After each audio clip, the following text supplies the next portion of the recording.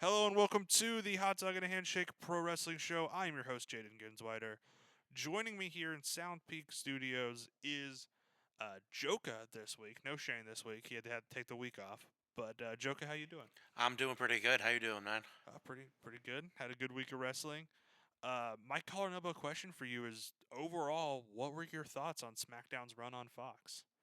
We saw it end this week. Started about 5 years ago. I think it was October of 2019, so it was almost 5 years. So what did you think? I think it was a good start.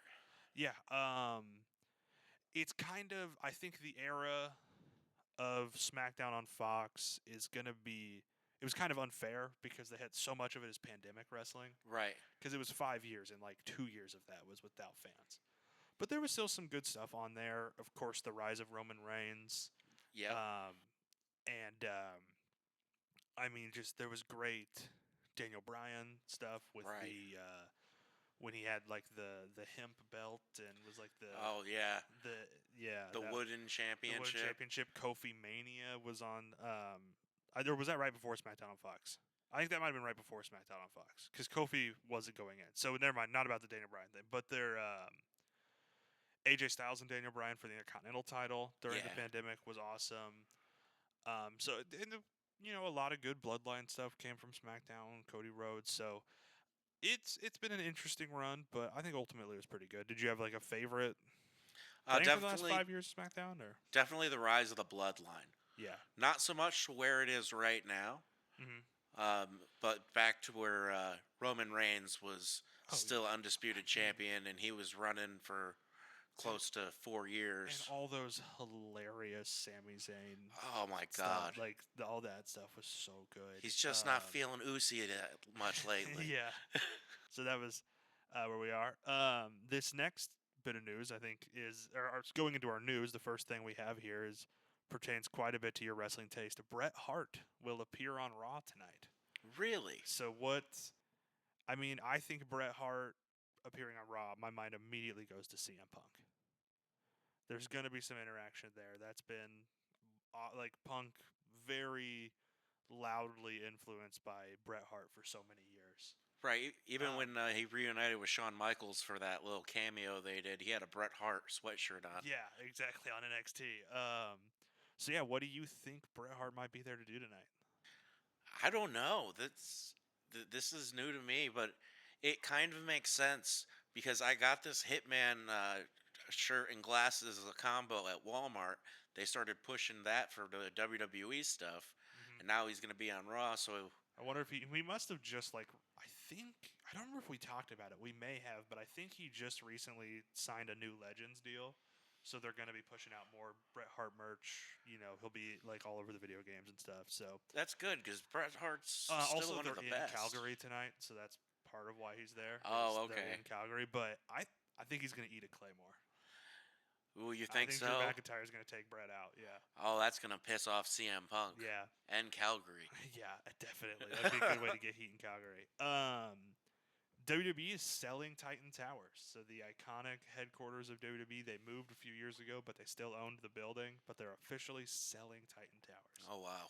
So that's an end of an era right there. Yeah, it is. I remember driving past Titan Towers just to see it.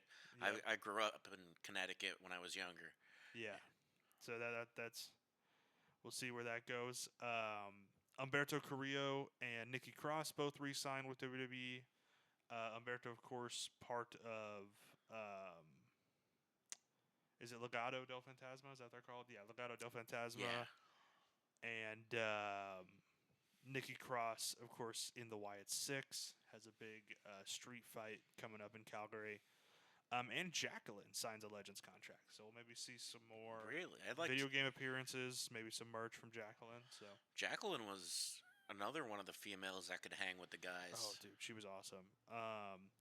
And then for the people who have been listening to us talk about Maple Leaf Pro, the relaunched um, promotion out of Canada that's just signing all this big talent to their first show.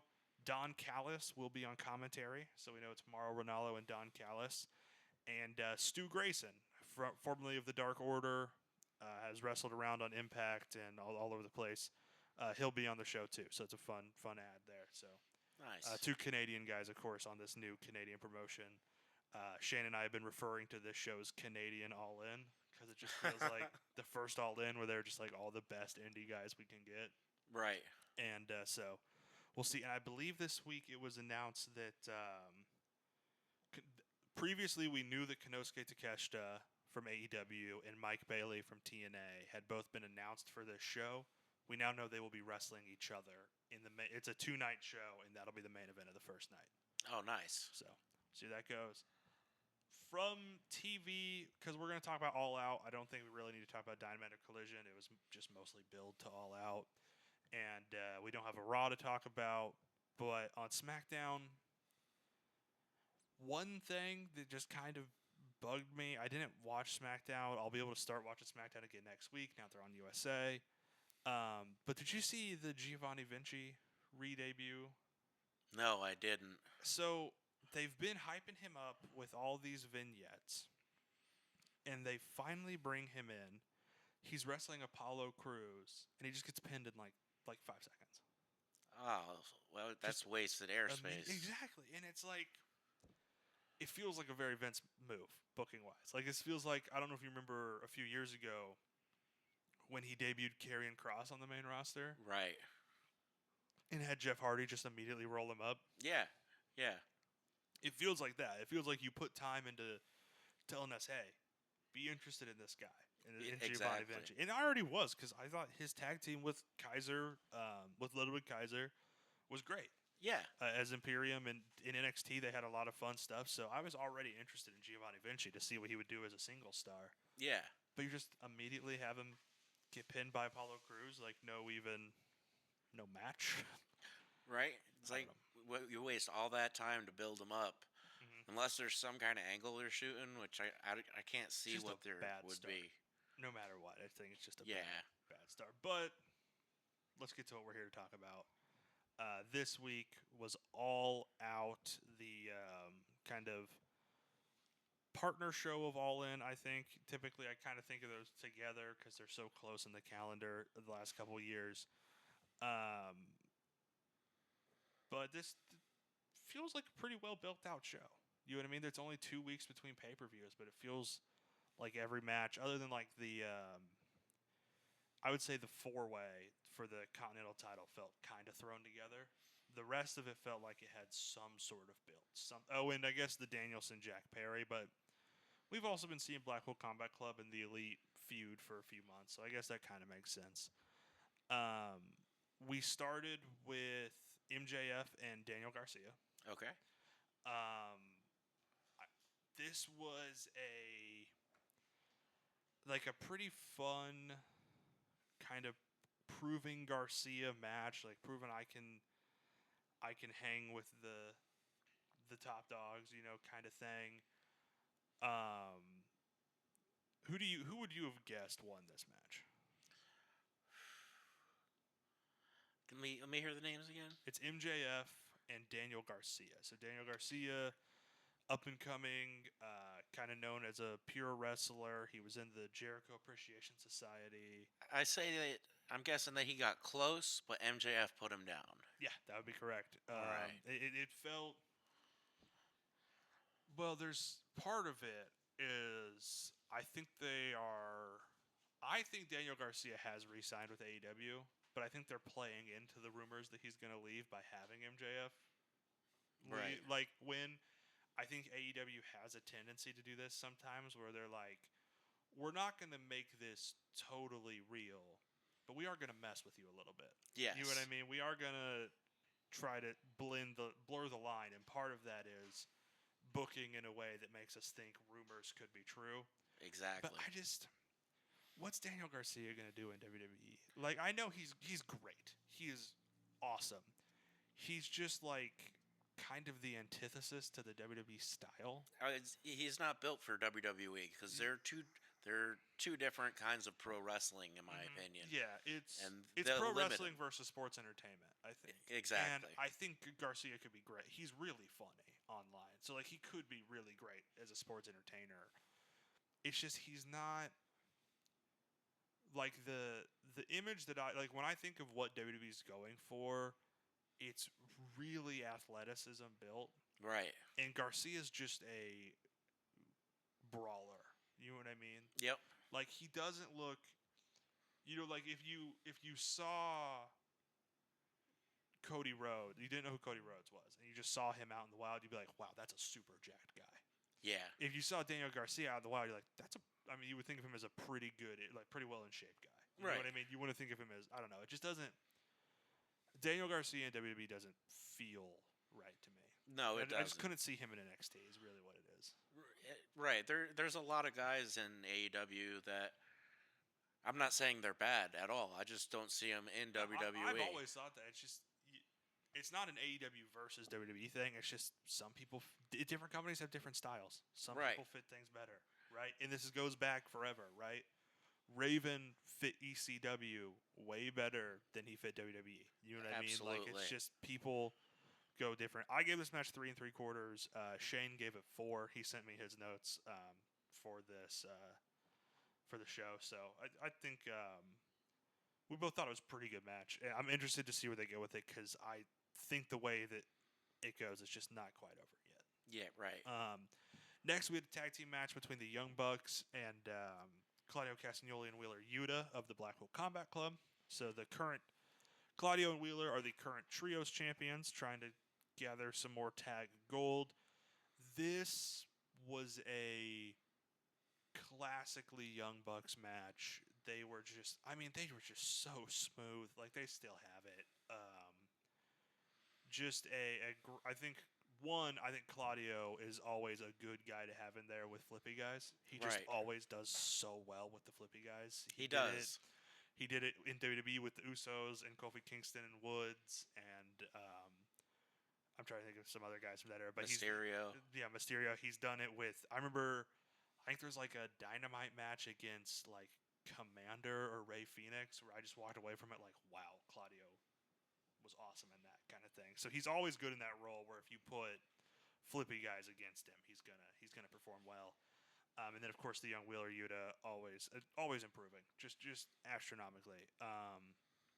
This was a pretty classically Young Bucks match. I mean, you can guess who you think won, but I'm gonna go with the Young Bucks. Yeah, it was the Bucks. It wouldn't have made sense, I think, for a title change here, but I think a lot of people over the last year or so have really enjoyed the Claudio Yuta combo. So it was nice to see them get a shot at the titles.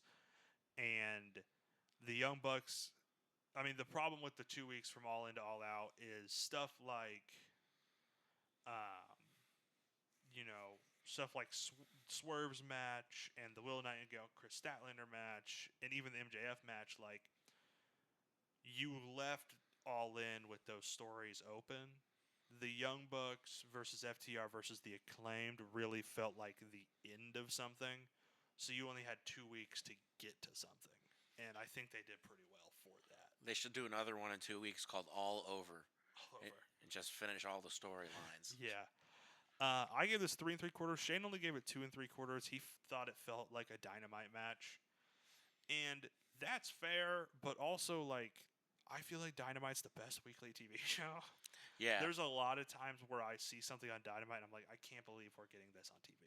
Right. Even the greatest example is Kenny Omega versus El Hijo del Vikingo. I was there live for that, and it was something that was like, I can't believe we're getting this in Kansas City. Right. This feels like it should be in LA or New York or Mexico City or something. This does not feel like it should be a Kansas City match. Right. But it was. So I think he kind of said, felt like a Dynamite match as an insult, but I think, honestly, sometimes Dynamite matches feel like pay-per-view matches. So it's kind of a blurred line with AEW, but it just shows how high the bar is, I think, for AEW. Right. Next, this was my second favorite match of the night. Will Ospreay versus Pac. Pac, formerly known as Adrian Neville in WWE. This was just, it was just flippy shit. Right. This was just pure flips, and it was awesome. That's what you'd think of when you think of a match between those two. Mm-hmm. It was exactly what I wanted out of these two guys, and it was so good. I think I gave it 4 3/4. I think the only reason it doesn't get to 5 is that it just didn't quite have the storytelling element that I need to give you a 5. Right. You know what I mean? Like you can be great in the ring all you want, but there's times where there's just not quite. Ultimately, this is theater, right? Like Exactly. you just have to have that storytelling, and it just doesn't quite get there. But who do you think won? I'm gonna go with Osprey. Yeah, Osprey won. He retained the international title. And there was I don't think it was immediately after this match. I think it was a couple matches later. A backstage, Osprey interviewed by Renee Paquette, and Ricochet walks up. So as I've been saying, I think they're going. Actually, I kind of meant to be doing this. We can kind of retroactively do this. For Osprey, I think they're going right into the Ricochet thing because that's what people want to see. That's You know what I mean? Yeah. Like it's people want I think you have to get that out of the way, and I've said this for the last few weeks because if you don't do it, whatever feud those two are involved in separately, everybody's just going to be thinking, how do we tie them back together? Exactly. So you go for it. Wrestle Dream is, let's see, when is Wrestle Dream? Wrestle Dream is October 12th, so you have like a month to get to that. I think that's perfect. We could really build up the importance of that match because it's a huge rivalry, but it's from kind of a time that where your wrestling diehards probably may have been watching New Japan at the time, but it was kind of in the rise of like the Bullet Club and all of that, and fans like me that discovered New Japan and Ring of Honor in that whole world through AEW didn't necessarily see that or understand the importance of that. So I think what's going to be important moving forward is all of these new fans that AEW has made. You got to show them why Osprey Ricochet is important and not just two great flippy wrestlers going at it. Right. So that's what so that's where Osprey's going. Pac, I think we can talk about his future more after the Danielson match. As far as MJF and Garcia, we kind of said we think they'll continue together. What is next for the Young Bucks? I mean, is there anyone that they haven't beat yet? Well, it feels like after All In, it feels like the debut of the Grizzled Young Veterans. That may be where they're going. There is a match on Collision this week. FTR's facing the Grizzled Young Veterans.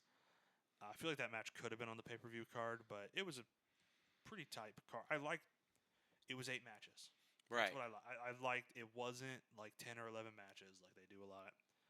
I think 7 or 8 is perfect. Yeah. Anything less than that, you're going too short. Anything more than that, you're going too long.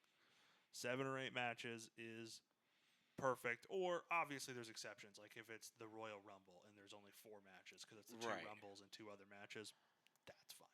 I'll grant. Like I'm not gonna be a stickler there, but Now, a lot of the time when people have asked, like, what do you do with them next?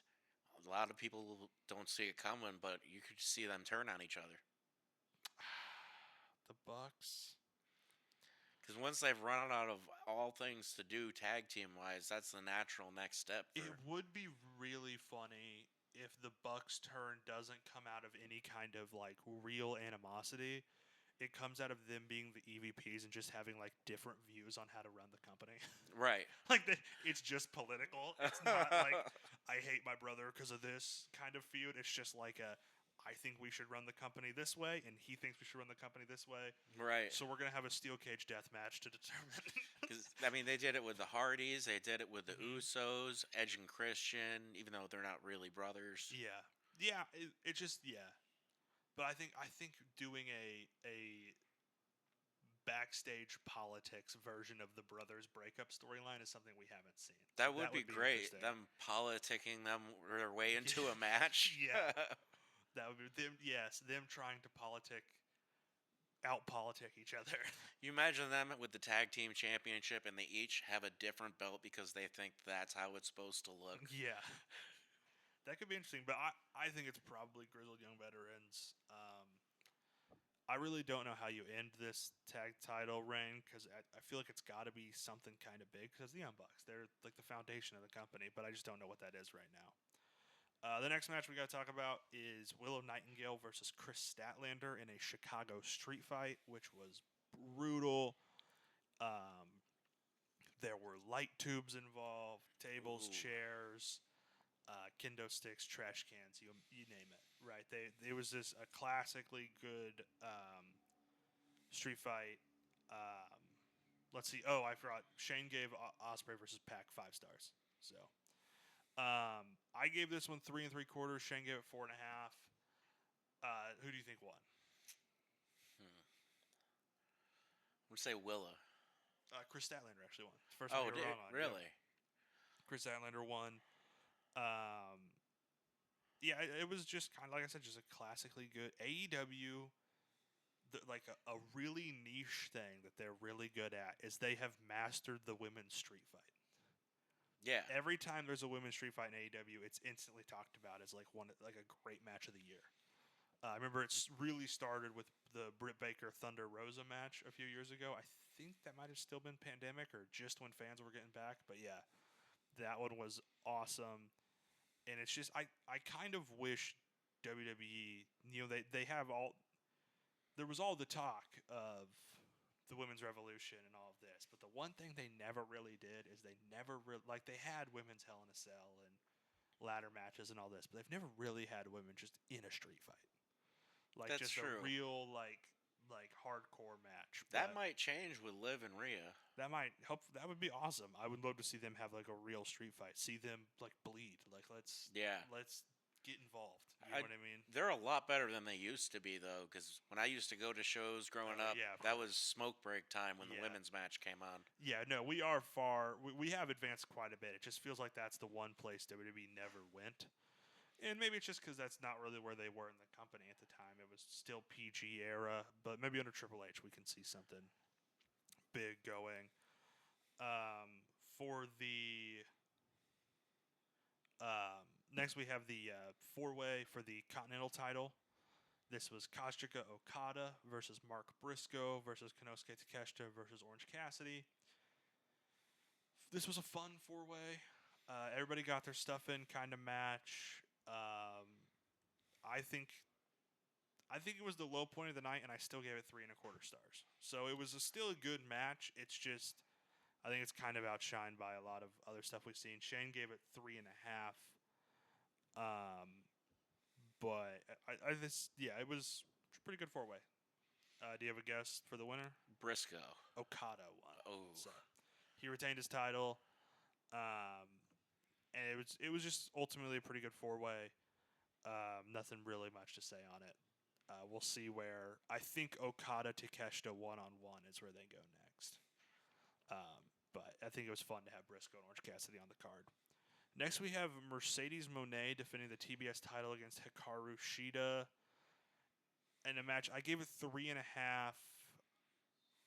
Kind of disappointing for me. I think they had a better match on Dynamite a few weeks ago. So something just didn't click for me here, and it feels like as great as Mercedes is, I still haven't seen her hit that level in AEW that I know she can hit. As far as in-ring work, I think she's been great on the mic. She's had great character work. I love the whole CEO character. Right. But just as far as like showing up on an AEW pay-per-view and like showing you belong there, because that is where that is the benchmark of like in-ring wrestling. Is like, can you perform on an AEW pay-per-view? Right. And perform really well. I don't think she's hitting the expectations that people thought she was going to hit by now. And to be fair, she was out for like a year before she showed up in AEW with an injury. So like, she could still be finding her stride. But I think hopefully she can catch that soon. And maybe she just needs the right partner. You know what I mean? Maybe she just hasn't found the right wrestler to be in there with. So we'll see where this goes for Mercedes. Ultimately, I mean, she's the biggest women's star in the company. So whatever she does next will be big. As far as Shida, who knows what she'll do next. And then we get into the two matches that I know you've seen. Right. So we can actually kind of break down these. On the last match, Shane only gave it 2. He didn't think it was very good. He thought it was a bad performance from Mercedes Moné. So Shane, we're supposed to be giving higher ratings to the women after the past couple weeks. After the Jeopardy performance. There's new protocol. Yeah. What did you think of Danielson and Jack Perry? That was one hell of a match. I think it was really good technical wise.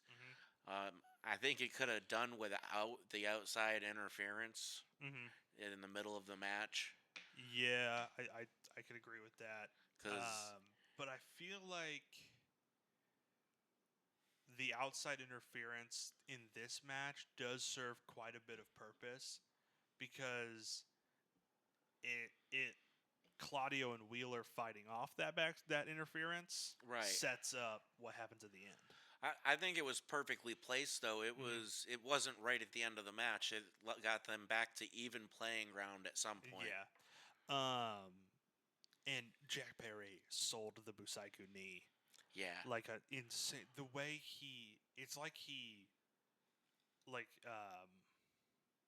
physically, I don't understand how he did it. The way he flew across the ring, taking the knee. It breaks the laws of physics. What he did. And it was awesome. It was one of those where you just see it and it's like, that's just a great sell. Like that. Yeah, exactly. That was awesome. And so he really took that knee. And it was one of those things where like you always knew Danielson was going to win. It's the first title defense. AEW, especially the world title, doesn't really do that. You know, they don't really have a champion lose on the first defense. And especially when they put their career on the line. And correct me if I'm wrong, he just did that a couple weeks ago, right? Well, he said now whenever he loses the title, he's done as a full-time wrestler. Okay, so this he will is go his last, whenever like, he hurrah. loses the title, he's going to go part-time. So, which deserved. I mean, he's done this for years. He started wrestling in 1999, 1998. Yeah. He debuts in Ring of Honor in 2002. When Ring of Honor starts, he's the backbone of that company. Shows up in WWE, works his way up to being the backbone of that company, and now he shows up in AEW and he's the backbone of this company. Yeah. So, and he was not just going up, like in his early WWE days and stuff, but back in Ring of Honor, he was a well-recognized person that was in the back locker room of many independent shows. Like, he would wrestle in more bingo halls and high school gyms. I've met him several times, and he was just all over the place wrestling. Yeah. No one could say he didn't put the work in. Oh, absolutely. Like he lives and breathes professional wrestling, and I think really the only reason that he's going part-time now is because he has to live and breathe being a dad. Right. Like, that's really, I think if Danielson, if we were in some alternate universe where he didn't have kids right now, he would still be going full steam. Right. But he's just got to go to being a dad, and that's fair. That nobody can blame for that. But we'll take what we can have while we have it. Exactly. And then after the match, Moxley shows up, Claudio, Wheeler, Pac to celebrate with him, and then Pac uppercuts him. Yeah. And one thing that I really liked, and this was probably just a coincidence, but somebody pointed out on Twitter, like the exact camera angle and facial expression that you saw Danielson at after he took that uppercut. It's exactly how Mox looked after Seth hit Roman with the chair. Like, it's the same angle, like their faces are turned the same way, the exact same expression. Just pure shock and betrayal. I'm sure it was just an accident, but like it was kind of cool that it paralleled so well, right, to the Shield breakup. And then of course the plastic bag spot. Oh, I don't know what was more brutal, watching it or watching it being commentated by Jim Ross. Yeah, because Jim Ross, he was great with that. Oh yeah, Jim Ross was firing on all cylinders. I love Jim Ross in the we're going to bring him in for the two biggest matches of the night role. Yeah. Like the part-time commentator. I really like that. Oh, was he only in the last two? Yeah, those were the only two matches he commentated. Okay. He came out for those two matches. especially because he has a huge connection to Bryan Danielson. I mean, he signed Danielson to WWE back in like 2010 or whatever. Like he's known Danielson for a long time. Is good friends with Danielson. So, but yeah, I'm interested to see where that goes. And Mox Danielson is going to be something. Oh, absolutely. I mean, we saw it. Oh man, what year was that? I think it was Revolution 2022 when the Blackpool Combat Club formed after a match they had against each other, and that match was just awesome. So, and in the main event of this show, Jesus. as far as I know, this is the first time that the AEW World Title has been defended on a pay-per-view and wasn't the main event. As far as I know, it's always if it's there have been at least one. I remember last year at All Out, it wasn't defended at all. Because it was when MJF was the world champion and him and Adam Cole were tag champions. Yeah. And they had a Ring of Honor tag team title match. So I know last year at All Out, it was main evented by the international title, but that's because the world title wasn't defended at all. This is the first time that it's been defended. It wasn't the main event because Swerve Strickland Adam Page is the definition of a blood feud. Yeah, that was one brutal match. It was shock and awe the entire time. Oh, yeah, just everything from the... I mean, it starts with Swerve trying to get Page decapitated by the cage as it comes down. Yeah. Like, that's how it starts. And then we get into... just so many brutal spots. Not one minute into it, and they're staple gunning each other. Yeah, staple gunning each other. There was the cinder block gets involved, which is kind of a signature of Swerve Strickland. The double stomp through the table looked brutal. Yeah. And then of course the finish, the syringe in the mouth. I've never seen anything like that before. The unprotected chair shot, like. That had some force behind it. Yeah, we do know, like, it was obviously a gimmick chair. You could tell by the way it fell apart. Like, this was obviously made for this chair shot. Oh, yeah, but it's like... How far can you gimmick a chair? Like I run a parallel with, like, anyone who used to take karate, and they'd have the breakable boards and, like, the different levels where they're already placed together, but you have to hit them with certain force to get it. Yeah. I don't think it would have broke if he didn't swing like a bat out of hell. Yeah, definitely. And it's just perfect match. Let me see. I didn't say... Oh, for... Shane said that Danielson Perry was 3 1/4, would have been 3 3/4 if it wasn't for the run-in. I had it at 4, and in this match, we both gave a 5. Yeah, absolutely. So brutal as the hats-off end of a story. I'm sure we'll see these two in the ring again. Yeah. This feels like a... I mean, it kind of feels like a mix between Rock Austin and Cena Orton. I think it has the animosity of a Rock Austin, but it's going to have the longevity of a Cena versus Orton. I think it's got the animosity of a Bret Hart, Steve Austin. Bret Hart, Steve Austin? They were trying to stab each other in that match. That's something else I've never... Like, they pull out a few things I've never seen. Oh, yeah, because there was the piece of wood from Hangman from Swerve's house that Hangman burned down. Yeah, I love when Tony Schiavone was like, "It's a splinter." Yeah. So it was like a wooden stake involved, and that's like we almost forgot about that. That's how crazy this match was. Yeah, Swerve got his grill pulled out. The only problem I had with that is there's a spot right before it where he falls, and you see him like readjust his mouth because it obviously like fell out too early. So you see him adjust it, and then immediately we get to the grill spot. So it kind of took away some of the awe of that. I'm wondering if he took that grill out so the syringe would technically not get like stuck in the metal. Maybe that was what it was. Like there was a method to that. Hopefully, you just watched this for the first time, and I rewatched the last like 15-20 minutes with you. Right. I think the syringe was like one of those Hollywood knives where it just kind of it Right. retracts but it's still the visual. I was still brutal. wincing at that, like, oh my lord. It reminded me of WrestleMania. I think it was 39, Batista's last match.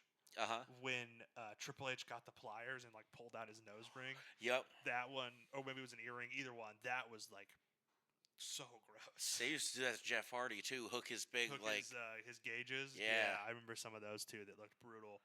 So it reminded me of that kind of thing. It was like, this is just painful to watch. Right. In a match of so many painful to watch things. Like when we just watched it, I knew the cinder block spot was coming, and it still hurt to watch. Yeah. On a second watching the cinder block spot with Hangman Page's back, just. And then Swerve taking the power bomb straight to the cinder block. Oh man, it was brutal. So yeah, at first I thought maybe that's like a gimmick block, but then I saw them kick it around the ring. I'm like, oh shit, that's a real cinder block. Yeah. Ultimately, I think. I know you didn't watch the whole show. If I was rating this pay-per-view out of 10, it's probably like an 8. Like this was pretty good. Pretty good. Maybe even a little higher than that. But yeah, that was an awesome show. From what I saw of it, I'd give it a 10, but I only saw the last 2 matches. You only saw yeah. In my opinion, the like first and third best matches. I think if you have time, you should definitely go check out at least Ospreay Pac. Oh, I definitely want to see that. But like I said, it was a good card top to bottom.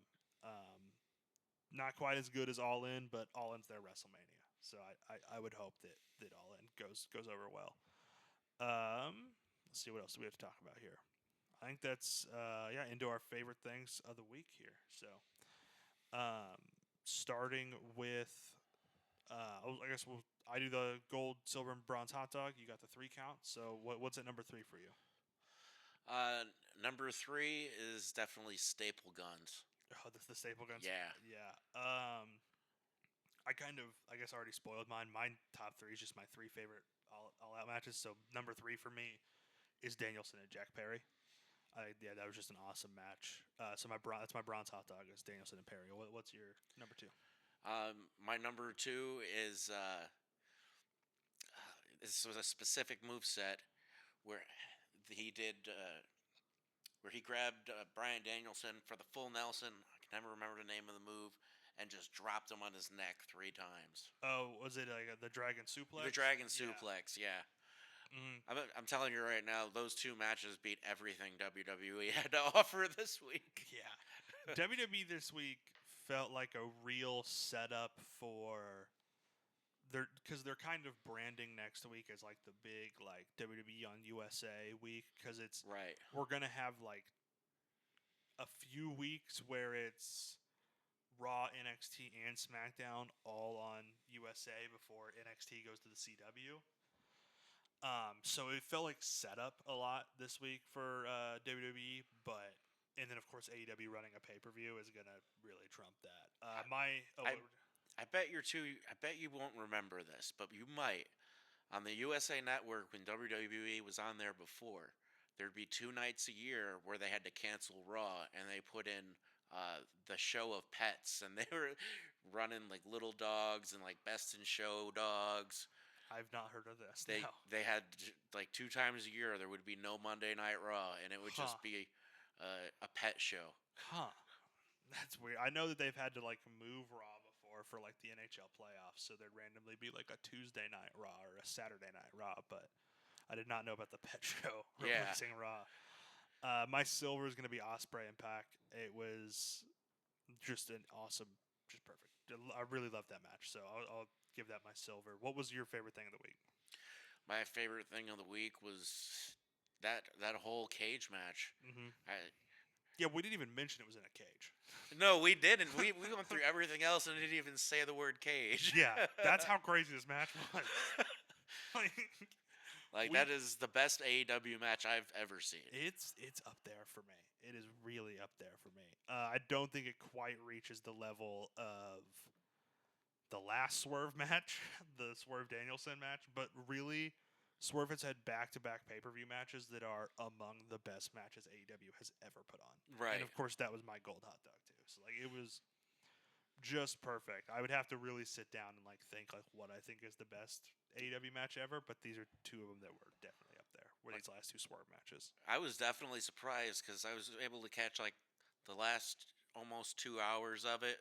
I timed it so you would be arriving right when that would be about ending, and there was only 2 matches in that time length. Yeah, it was really Like, really good. Triple H would have been 5 deep right now, calling it a night. Yeah, Triple H would have been calling it a night. Yeah, that is crazy. But yeah, like I said, it was just a great show overall. On to the upcoming matches this week. We got some matches for Raw, some matches for SmackDown. So I'm gonna lightning round. Gonna tell you what matches we're getting. Tell me how excited you are on a scale of 1 to 10. Starting on Raw tonight, we have Jey Uso versus Pete Dunne versus Braun Strowman versus Ilya Dragunov for number 1 contendership to Braun Breaker's IC title. Ooh, the hype was there until Braun Strowman's name came up. Like he's, I look at him as like the universal big guy jobber. Yeah. But I'm pretty excited for that. I'd give that probably a 7 out of 10. Who do you think's gonna win? Who do you think we see facing Braun? I'd like to see Jey Uso do it, but I don't think it would make sense for Jey Uso to do it because they're not going to drop the title off of Braun anytime soon. Yeah, I feel like they were teasing Ilya for a bit there, and so I think they might go Ilya Dragunov going into, I don't know, maybe this will be a bad blood match, or maybe just on Raw. But yeah, I think Ilya Dragunov going in, and that's a match. It makes sense with their history. Happened in NXT. I think they had an NXT title match together, and it was just. I mean, the thing is like, Braun Breaker is a locomotive. Yeah. And Ilya Dragunov is the kind of guy that likes to throw himself right in front of a locomotive. Yeah, like, that's for sure. Ilya Dragunov, more than any wrestler I've seen, likes taking punishment. Yeah. So much that like most of his moveset looks like it hurts him just as much as the guy he's wrestling. Oh, absolutely. That guy's chest is beat red by the time he leaves. Ilya Dragunov is a menace. And then we have a women's tag team title match between Bianca Belair and Jade Cargill and the Unholy Union, Alba Fire and Isla Dawn. I'd just say an 8 out of 10 for that. Rematch on that one. And then a mixed tag street fight, American Made, which is Chad Gable, the Creed Brothers, and Ivy Nile versus the Wyatt Six. I don't know which 3 guys it'll be, but I know it'll be Uncle Howdy, and I know Nikki Cross will be in it. I just don't know who the other 2 will be. I'd say a 9 for that. 9 for that? They've been doing really good with not waiting for pay-per-views to pull off these matches. Well, it's because they only put 5 matches on a pay-per-view. Exactly. Some of the stuff you're going to build. Well, think about it. They build 5 hours of TV a week to a 2.5-hour pay-per-view. Right. So half the stuff you're putting on TV isn't going to go to the pay-per-view. That's why I think they've been loading up some of these cards. And then, of course, like I said, this is the big WWE on USA week, so they want to make a spectacle out of it. I guess since it is, usually we don't do NXT, but since it is the big kind of thing they're pushing, let's look at what's happening on NXT this week. This is the 750th episode of NXT this week. Oh wow. Chelsea Green versus Julia. Did not know that was happening. That's going to be a murder, I think. Yeah. How excited would you be for that? Maybe a 4. For 4. Jordan Grace is going to hold the Knockouts World Title Open Challenge. We don't know her opponent yet. I'd say a 6 because you never know who's going to come out. Axiom and Nathan Frazier defending the tag titles against the Rascals, Trey Miguel and Zachary Wentz. Probably a 2. Yeah. Charlie Dempsey versus Javon Evans. This is pretty good. Charlie Dempsey, son of William Regal, versus Javon Evans, like the biggest up-and-comer in NXT right now. I'd say a 7. Duke Hudson versus Ridge Holland. That doesn't excite me very much. Yeah, it sounds like a 1 right there. This one, though, Pete Dunne versus Trick Williams in a last man standing match. 10. 10. All right. Yeah, I think I can agree with that. And then on to SmackDown, Andrade versus Carmelo Hayes. 9. 9. A-Town Down Under versus Kevin Owens and a mystery partner. 10. I love A-Town Down. Yeah. Who do you think the mystery partner will be? I I want to say Randy Orton, Randy Orton. but that's the obvious choice. So I think it's either going to be Sami Zayn or Cody Rhodes. Okay, I have an idea. There was a time at the end of 2020, 2023, or was it? No, I think it was the end of 2022. Kevin Owens was facing Roman and Sami Zayn, and he needed a partner. He called on John Cena. So for SmackDown's re-debut on USA, that could be John Cena and Kevin Owens teaming up again would be pretty awesome. Yeah, that would be. I don't know. We'll just see. It could be anybody. So we'll see. Yeah, I think you're onto something with that. And Cody Rhodes versus Solo Sikoa in a steel cage for the WWE Championship. Okay, I withdraw Cody Rhodes as his mystery partner now. Yeah. I'd say a 10. I love watching Cody Rhodes. Yeah, Cody Rhodes is awesome. So and their foot shorter cage. Yeah, that is one thing you notice. It seems like AEW's cage is just like slightly taller. It would be funny if for this match WWE got a new cage. It's just a little bit taller than AEW's. They just keep going inches and inches higher than each other. Yeah. So for my match recommendation this week, since it was the end of the SmackDown on Fox era, I think people should check out my favorite SmackDown on Fox match, which was AJ Styles against Daniel Bryan. It was a tournament final to crown a new Intercontinental Champion from May 26th, 2020. So it was just a few months into the pandemic, and they were just putting on a classic in front of nobody. Right. Like, this is even pre-Thunderdome, so they're not even putting on a classic in front of screens. This is just an empty building. The entire audience is Corey Graves and Michael Cole or whoever's commentating there. Right. For our classic reviews, the last one we put out was Capital Combat 1990, The Return of RoboCop. Oh, man. And the next one that'll be out later this week is TNA Victory Road 2004. So definitely check that out. The poll on Spotify this week, or if you're on YouTube, just leave in the comments, what was the match of the night at All Out? Was it... I'm sure... I think the consensus online is that it was Swerve Hangman, but I'm sure there are people who would fight for Danielson Perry or Pac Ospreay. So, yeah, I see it coming down to the final two matches. Mm-hmm. Definitely. So once again, thank you for listening. Thank you, Jolka, for filling in for Shane this week. Not a problem. And remember to enjoy wrestling.